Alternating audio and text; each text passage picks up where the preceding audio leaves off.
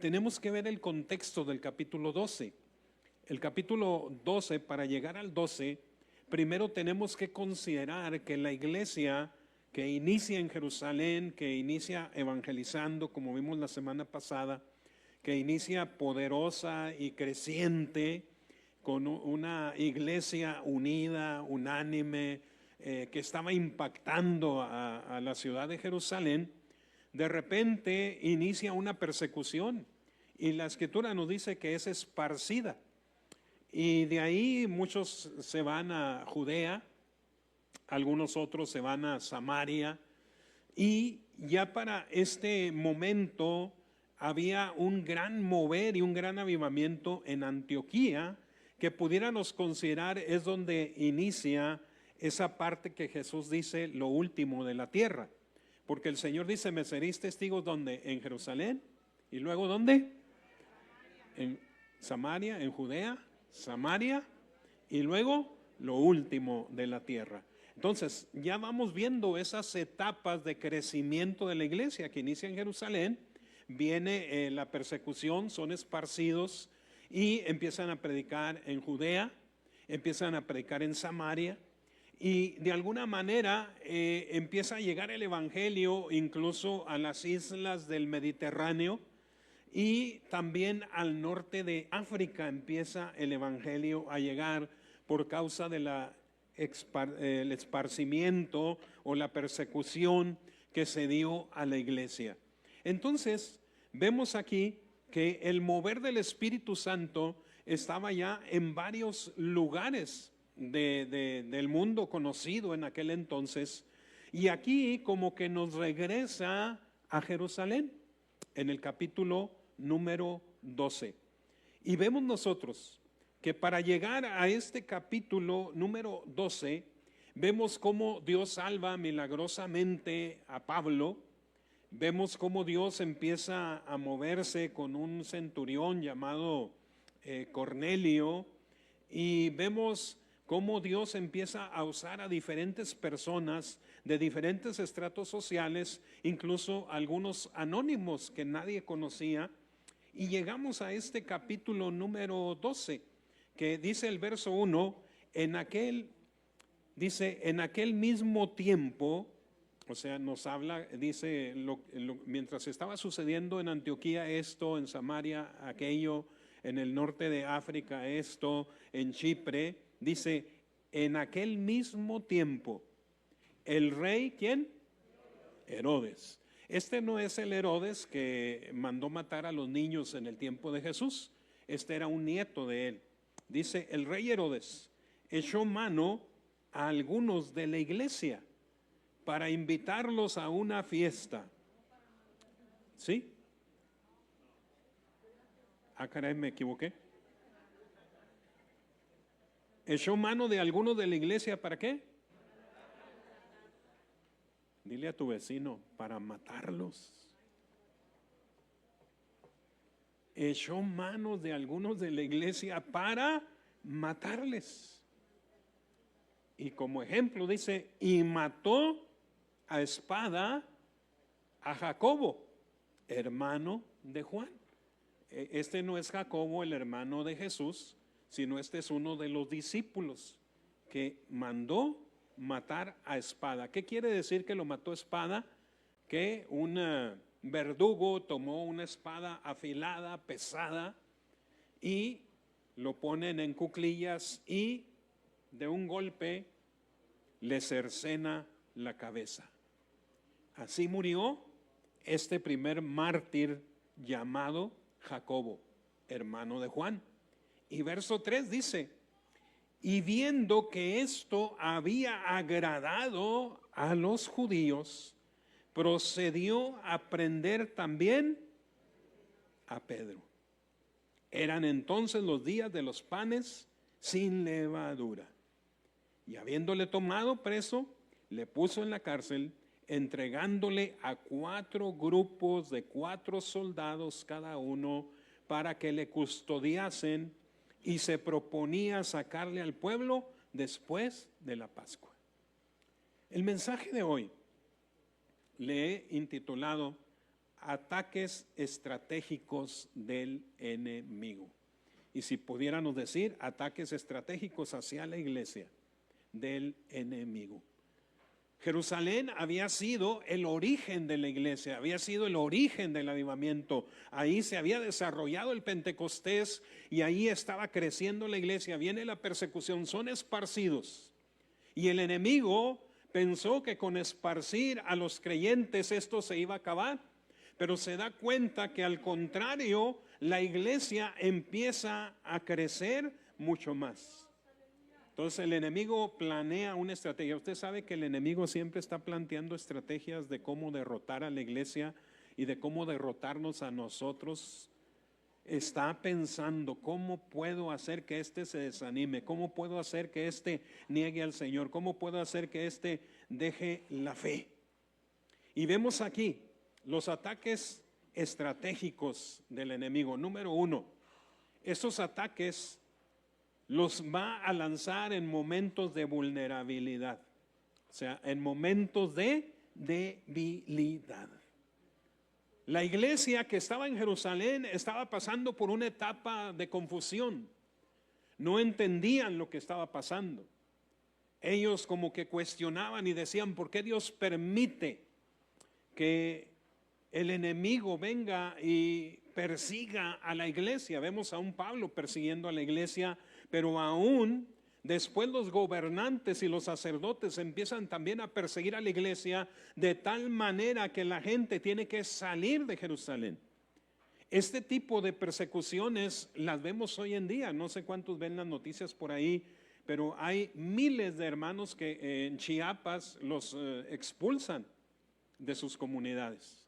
En Oaxaca, en el Estado de México, en Campeche, o sea, hay muchos grupos creyentes que están sufriendo persecución y tienen que irse a otros estados, tienen que irse a otras comunidades, pero esto lo que ha propiciado es que el evangelio crezca, es que el evangelio se expanda.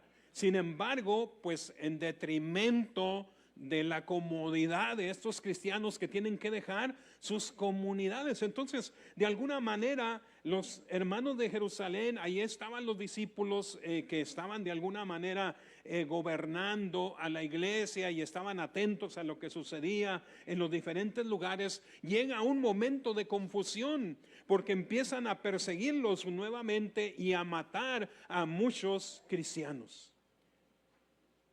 Los ataques estratégicos del enemigo son en momentos de vulnerabilidad, en momentos de debilidad.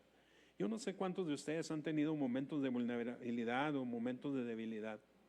Cuando llega la enfermedad y no comprende el por qué, Dios no escucha mi oración y me sana. Cuando llega el problema y no entiendo por qué, Dios no interviene a mi favor. Cuando llegan ciertas situaciones que no entendemos, no comprendemos en el momento, el por qué se me acabó el trabajo, no lo entiendo, no lo comprendo, y veo a otros que no le sirven al Señor y los veo que están re bien y que van progresando, y yo que les sirvo al Señor no entiendo. Son momentos especiales para esos ataques estratégicos del enemigo en los momentos de vulnerabilidad. Pero lo más importante es que el enemigo va a atacar primero a los líderes. ¿Quién fue al que mandó matar? ¿O al que mató a espada? ¿Cómo se llamaba? Que era uno de los líderes de la iglesia, era uno de los discípulos. Y dice, esto le agradó a los judíos, y luego manda a apresar ¿a quién? A Pedro, que era un líder principalísimo de la iglesia. Y ahí es donde nosotros tenemos que estar atentos. Los ataques del enemigo, primeramente en esta estrategia, él va a tirarle a la cabeza. En tu familia le va a tirar al líder de la familia, si es la mujer, la líder espiritual de la familia, o si es el varón, o si es un hijo, él va a tirarle a la cabeza. En los momentos de vulnerabilidad de esa persona que ha asumido un liderazgo en la familia, que ha asumido un liderazgo espiritual, el enemigo va a lanzar ataques hacia ello. Por eso es importante que nosotros podamos discernir los ataques del enemigo. Y aquí vemos que apresan a Pedro. Y la estrategia, dice que eran los días de los panes sin levadura. Y dice que él quería que pasara la Pascua, era una estrategia, porque no quería que el pueblo se alborotara, que cuando hubiera mucha gente en la ciudad, sino de alguna manera quería que esto pasara en cierta forma desapercibido para la gente que visitaba y no se hiciera un alboroto y él no perdiera ese poder político que tenía, porque a él le interesaba ganar el afecto de la gente, el voto de la gente, y él dice, no lo voy a hacer en ese tiempo, y lo manda a guardar en la cárcel. ¿Y cómo lo manda a guardar? Dice el verso 4, entregándole a 4 grupos de 4 soldados. ¿Alguien me puede decir cuántos soldados finalmente eran por todos? 16, ¿verdad? 4 grupos de 4 soldados. Y lo tenían bien custodiado en la cárcel. No podía escaparse de ninguna manera.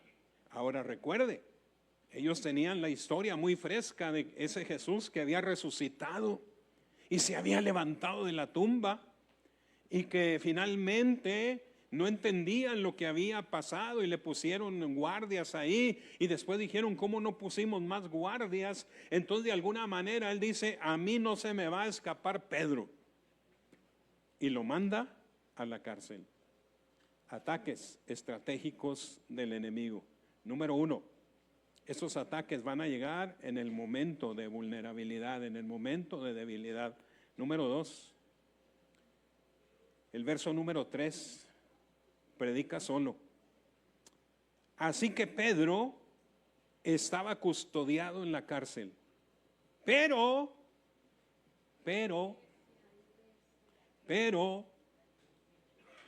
la iglesia, Satanás no cuenta con el poder que la iglesia tiene.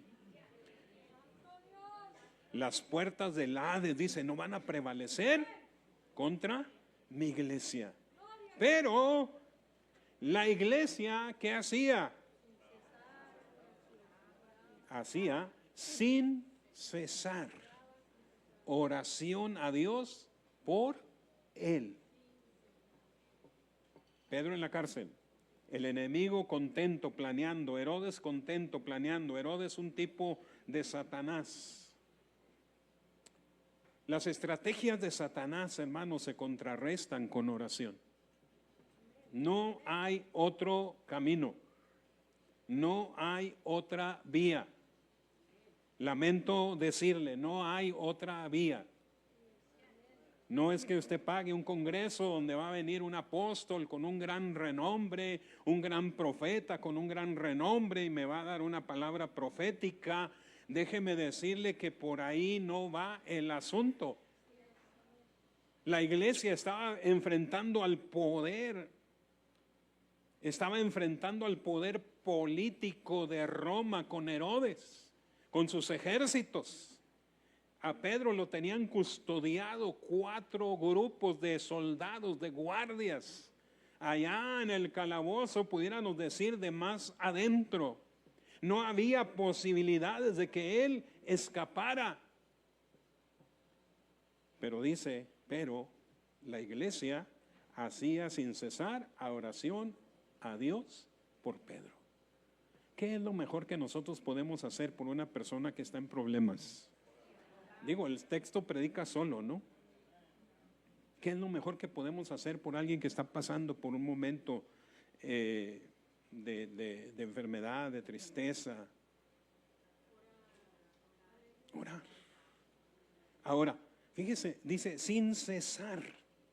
Esta palabra sin cesar tiene que ver en el original con fervorosidad, con fervor. Dice que estaban orando sin cesar, dice, va incluido el asunto del fervor.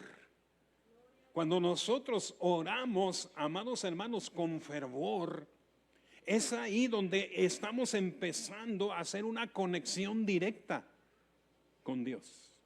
Es donde nuestro espíritu está elevándose a la presencia de Dios. Es donde logramos nosotros esas conexiones también estratégicas con Dios. Este sin cesar habla de una persona extendiéndose todo lo que puede por algo. O sea, esto es lo que quiere decir en el original, en esta palabra ekenos. Es un término médico que describe la extensión de un músculo a su límite. O sea, que duela. Cuando usted va a hacer ejercicio y dice, ay, me canso, pues eso es de lo que se trata, que te canses para que empieces a quemar calorías. Me duele, ¿verdad?, hacer las sentadillas, pues tus músculos están restirando, a veces que los músculos están inactivos por tanto tiempo, que duela, dice el entrenador. Cuando empieza a doler es que empieza a tener efecto el ejercicio. Y sin cesar dice que es un término médico que habla de la extensión de un músculo a su límite. Cuando tratamos de alcanzar algo y no lo alcanzamos y nos ponemos de puntitas y lo le hacemos y lo bajamos y ¡ay! La oración sin cesar es fervorosa, pero también dolorosa. Va a producir cansancio, ¿sí? Va a producir en ciertos momentos sueño. Vamos a luchar con el sueño. Vamos a luchar con el aburrimiento.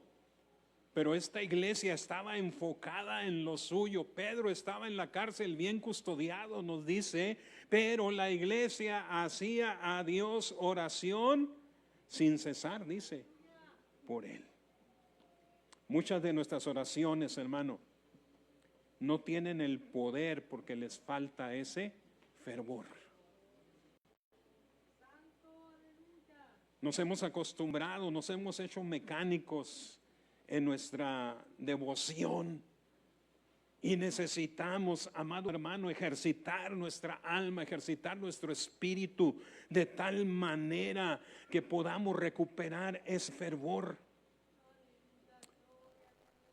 Pedro dice el verso número 7, he aquí que mientras la iglesia oraba, verso 7, que se presentó ¿quién? Un ángel del Señor. Lograron conmover de tal manera el reino de los cielos que Dios le dice a un ángel, hey, tú ven para acá. Yo, Señorcito, vas a ir allá en la tierra y vas a entrar en una cárcel y vas a encontrar ahí un hombre llamado Pedro en la ciudad de Jerusalén. Dice que cuando el ángel del Señor se presenta, una luz resplandeció en la cárcel y tocando, yo creo que Pedro se estaba quedando dormido, no sé, tocando a Pedro en el costado, le despertó, sí, estaba dormido, diciendo, levántate. ¿Cuándo? Pronto, rápido. Las cosas en el reino de los cielos, hermanos, son intencionales, tienen que ser así, rápido. ¿Y qué pasó? Las cadenas se le cayeron de las manos, tenía unos grilletes. Y le dijo el ángel, cíñete, ya le había dicho que se levantara. Cíñete la ropa, ¿verdad? Se levanta la túnica, se la amarra y átate las sandalias. O sea, le da instrucciones precisas. Haz esto, haz esto, haz esto. ¿Y qué hizo Pedro? Lo hizo así. A veces tenemos que ser obedientes, hermano, a lo que Dios nos dice. Y le dijo, envuélvete en tu manto y sígueme. Y saliendo, dice, y saliendo, le seguía. Pero no sabía que era de verdad lo que hacía el ángel, sino que pensaba que veía una visión. O sea, Pedro estaba totalmente confundido, estaba adormilado, no sabía qué estaba viendo. Estoy viendo una visión, soy yo el que estoy caminando. Verso 10. Y habiendo pasado, fíjese, La primera, puerta número 1. Y la segunda guardia, había otra puerta ahí con guardias. Llegaron a la puerta, ¿de qué? La puerta de hierro. ¿Cuántos de nosotros ahorita tenemos puertas de hierro que no se quieren abrir? Y por más que las pateamos y por más que nos aventamos y por más que tratamos de incendiarla y por más que tratamos de ponerle dinamita, la puerta de hierro sigue cerrada. No se abre. Déjame decirte que hemos estado utilizando el material equivocado. Porque aquí lo que cuenta es el poder de Dios. Esta puerta de hierro, cuando llegan a ella, dice, la cual se les abrió. O sea, porque Pedro la empujó y estaba muy fuerte, muy musculoso, era un hombre rudo y logró empujar la puerta y se abrió. Amén. ¿Qué dice el texto? Estos textos predican solo. La puerta se abrió por sí misma.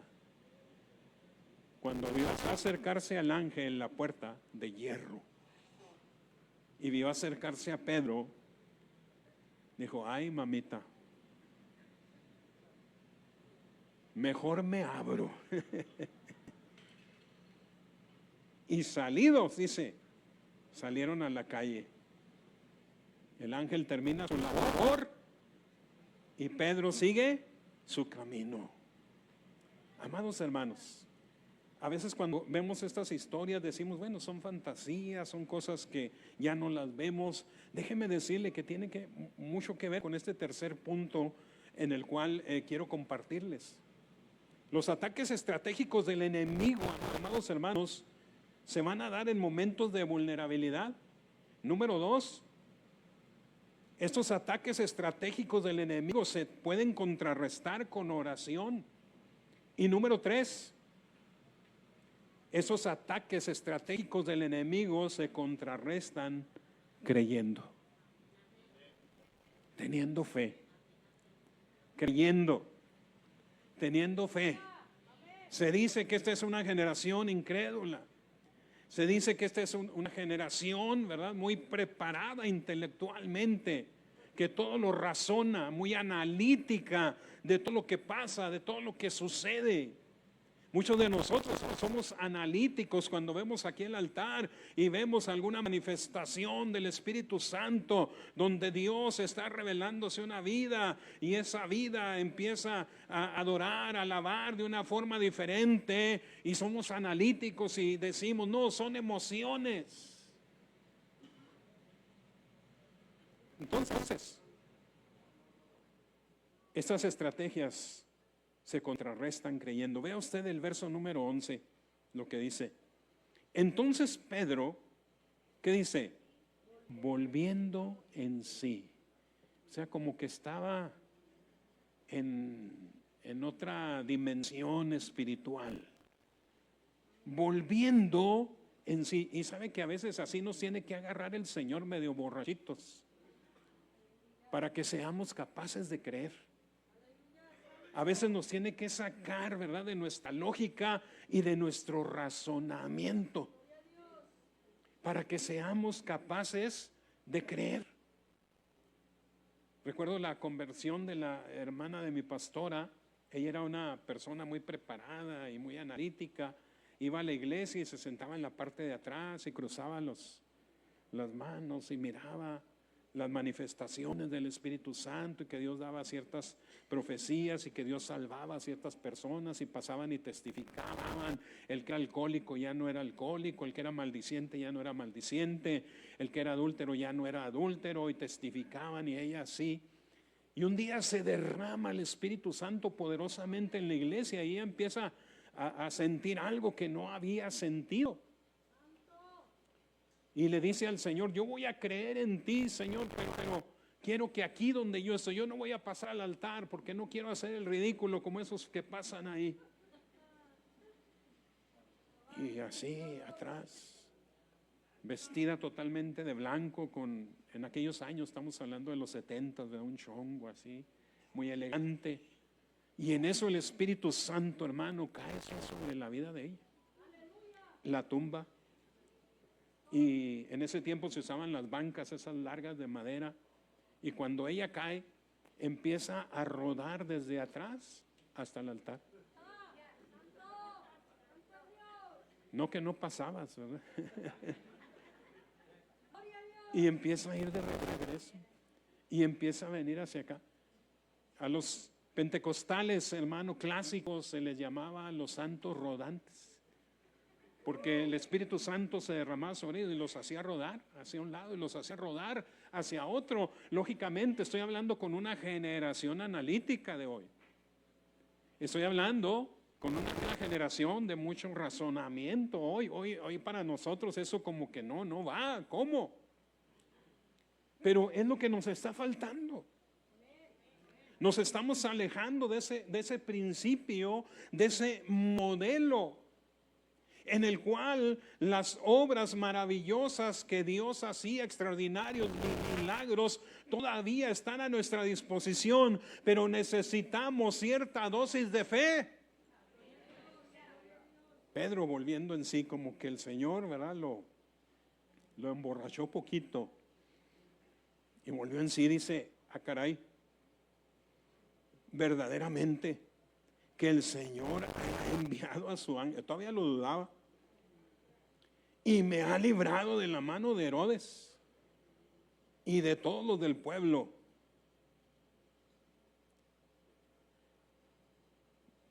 Verdaderamente que el Señor ha enviado su ángel. Verso número 14. Dice que la iglesia estaba orando, lo vemos nosotros aquí en el verso número 12. Dice que Pedro sale y va a la casa de María, la madre de Juan, el que tenía por sobrenombre Marcos, donde muchos estaban reunidos. ¿Y qué estaban haciendo? Orando. Y dice que Pedro llega y toca. Yo me imagino cómo se sentiría usted después de haber sido liberado de la cárcel de Herodes, de la cual no iba a salir, de la cual había 4 guardias y había una puerta de acero que no le iba a permitir salir. ¿Cómo llegaría usted con su familia? Tocando así quedamente, dice, hey, ábranme. Gritando, pataleando la puerta, ábranme. El Señor me ha liberado. Y cuando llegó Pedro a la puerta del patio, salió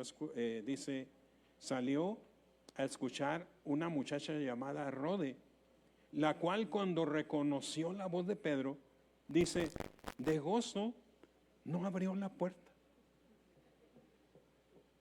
Se puso tan contenta que dejó a Pedro en la calle.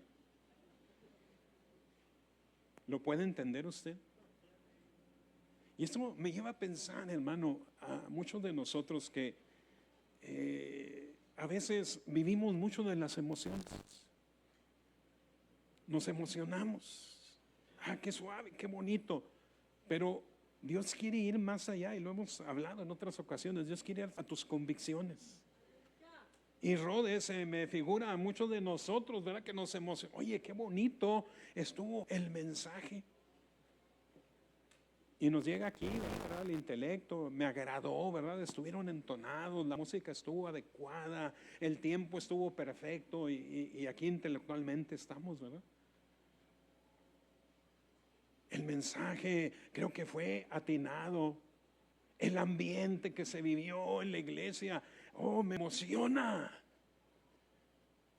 Pero debemos de pasar de la emoción a las convicciones y a practicarlo en nuestra vida diaria.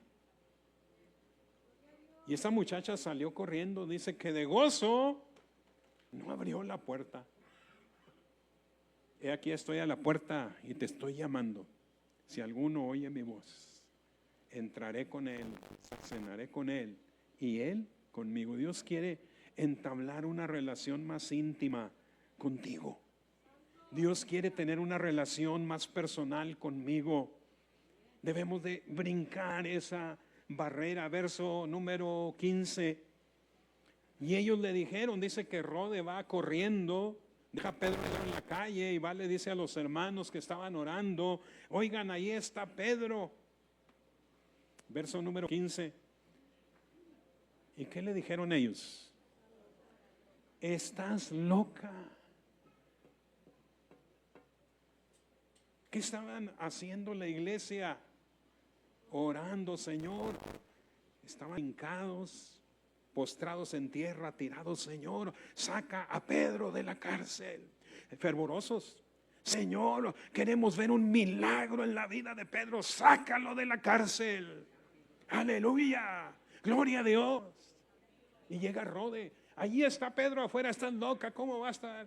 Señor, no, saca a Pedro de la cárcel.